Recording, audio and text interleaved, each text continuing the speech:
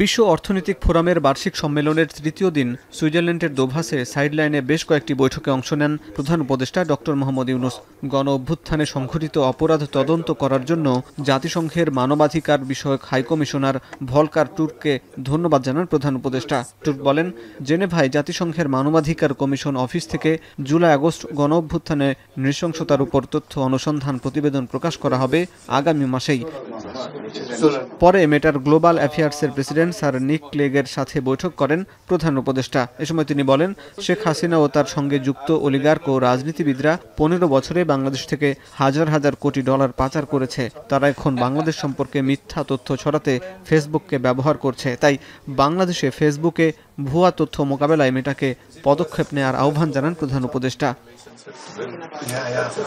এদিকে ইউএই ভিত্তিক global logistics সরবরাহকারী ডিপি ওয়ার্ল্ডের গ্রুপ চেয়ারম্যান এবং প্রধান নির্বাহী কর্মকর্তা সুলতান আহমেদ বিন সুলাইমের সাথেও বৈঠক করেন ডক্টর মোহাম্মদ ইউনূস। বৈঠকে বঙ্গোপসাগরের উপকূলে নতুন বন্দর নির্মাণে সহায়তা করার পাশাপাশি বাংলাদেশের শিপিং শিল্পে বড় বিনিয়োগ করতে তাদের আগ্রহ প্রকাশ করে প্রতিষ্ঠানটি।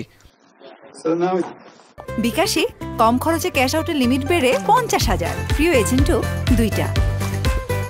এদিকে বিশ্বব্যাংকের ব্যবস্থাপনা পরিচালক আনা বর্জার্ডের সঙ্গে প্রধান উপদেষ্টার বৈঠকে জুলাই অভ্যুত্থান, সংস্কার উদ্যোগ এবং দেশের অর্থনীতি নিয়ে আলাপ হয়। এ সময় বিশ্বব্যাংকের ব্যবস্থাপনা পরিচালক বলেন, বছরের দ্বিতীয়ার্ধে বাংলাদেশকে সহায়তা দিতে চায় বিশ্বব্যাংক। বিশ্ব অর্থনৈতিক ফোরামের বৈঠকে বিশেষ সাক্ষাৎকারে অংশ নিয়ে ডক্টর মোহাম্মদ ইউনূস বলেন, গণ অভ্যুত্থানে কারো কোনো পরিকল্পনা ছিল না। এ সময় আগামীর নির্বাচন ইস্যুতেও কথা বলেন তিনি। July Charter, that we agreed on this.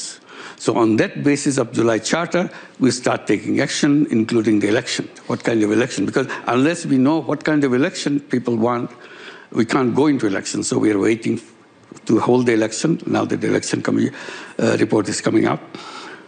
We have targeted end of this year, the election to take place, if we go in a short reform agenda, quick reform agenda. If people say, no, we need a longer list of agenda reform, then we need another 6 months. এক সাক্ষাৎকারে প্রধান উপদেষ্টার press সচিব বলেন, প্রধান উপদেষ্টা বিশ্বের শীর্ষ ব্যবসায়ীদের জানিয়েছেন, বাংলাদেশে ব্যবসার পরিবেশ তৈরি হয়েছে এবং ব্যবসার শর্ত সহজ করা হয়েছে। বাংলাদেশ এখন নাও রেডি ফর বিজনেসের সেই ক্লাইমেটটা তৈরি হয়েছে। বিজনেস করার যে কন্ডিশনগুলো সেগুলো যতটা সহজ করা যায় সেগুলো সহজ করা হচ্ছে। চিটাং পোর্টের সক্ষমতা বাড়ানো হয়েছে এবং প্রফেসর ইউনূস বারবার বিভিন্ন দেশের, উনি ইউএসএর, জার্মান, টার্কিশ, চাইনিজ এদের ইনভেস্টরকে ইনভাইট করছেন বাংলাদেশে এসে ইনভেস্ট করার জন্য।